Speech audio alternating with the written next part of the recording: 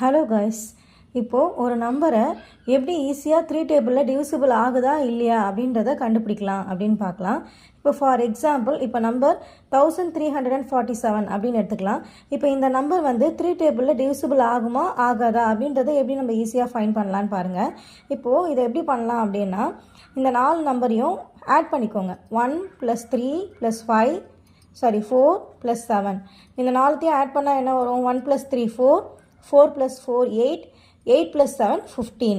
So இந்த 15ன்ற number 3ஆல் divisible ஆகுமான்னு பாருங்கள்.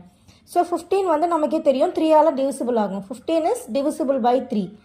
ஸோ 15 3ஆல் டிவிசிபிள் ஆகும் அப்படின்னா இந்த 1347 இந்த நம்பரும் 3ஆல் கண்டிப்பாக டிவிசிபிள் ஆகும்னு அர்த்தம்.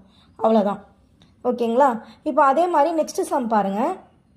148ன்னு இருக்குது. 148 ப்ளஸ் பண்ணி பாருங்கள். 1 + 4 + 8 இது மூணுத்தையும் ஆட் பண்ணால் என்ன வரும்? 1 + 4 5, 5 + 8 13.